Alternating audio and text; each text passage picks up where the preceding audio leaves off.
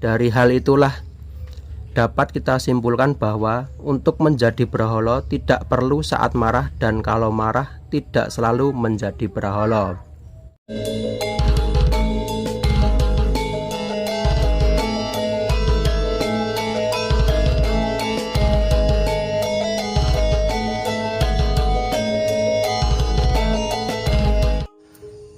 Assalamualaikum warahmatullahi wabarakatuh. Jumpa lagi bersama kami di channel Boneka Bayangan Official.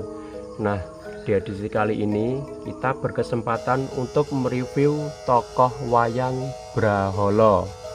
Seperti biasa, ini terbuat dari kertas yellow board teman-teman. Meskipun ini kertas, penggarapannya ini alusan ya. Jadi secara keseluruhan proporsi wayang ini sudah standar, sudah sesuai dengan standar pedalangan teman-teman. Nah, ini ukurannya 1 meter teman-teman. Ya, ini sangat berat sekali. Dan ini tatahannya tidak bolong teman-teman, atau tatahan tedak. Yang bolong hanya di bagian mata saja teman-teman. Oke, langsung saja kita review detailnya seperti apa. Kita mulai di bagian wajahnya ya teman-teman. Jika kita lihat di sini, penggarapan wajahnya sudah sangat memperhatikan karakter tokoh wayang raksasa ya, sudah terlihat seram. Nah, dengan matanya yang melotot berwarna merah ini teman-teman. Kemudian secara keseluruhan rambut ini seperti api ya teman-teman, berwarna dasar kuning. Kemudian ada sunggingan warna oranye dan merah juga. Nah, di sela-sela rambut ini teman-teman terlihat juga berbagai macam senjata ya. Ada tombak, kemudian ada juga cakra. Nah, cakra ini identik dengan senjata milik Kresna. Nah, berarti Braholo ini merupakan perwujudan dari seorang Kresna yang sedang triwikrama ya teman-teman. Kemudian kita geser lagi teman-teman di bagian sumpingnya. Nah, ini seperti biasa sian titik-titik renjeman ini diganti dengan sian cawi melengkung-melengkung seperti ini. Tetapi sudah terlihat semu ya teman-teman. Langsung saja kita geser ke bawah. Nah, ini menggunakan kalung ular ya, dililit ular. Kemudian di kelat bahunya ini juga berbentuk ular teman-teman. Dan di pergelangan tangan juga sama, menggunakan gelang berbentuk ular. Yang belakang juga sama teman-teman. Nah, seperti ini. Kemudian kita mengarah lagi ke bawah. Nah, ini tangannya menggenggam berbagai macam senjata juga. Di sini terlihat ada pedang, kemudian ada berbagai macam tombak ya, dan ada juga keris teman-teman. Nah, itu kita geser lagi ke bagian timangnya ini ya teman-teman. Nah, ini sunggingannya sangat rapi sekali. Kemudian isian-isian cawinya, garis-garisnya ini sudah sangat rapi sekali ya teman-teman. Kemudian kita geser lagi, terlihat jarik parangnya seperti ini.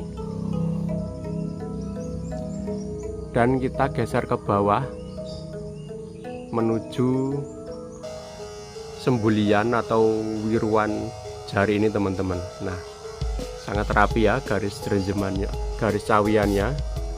Nah, yang belakang juga sama teman-teman. Nah, kita mengarah pada gapit.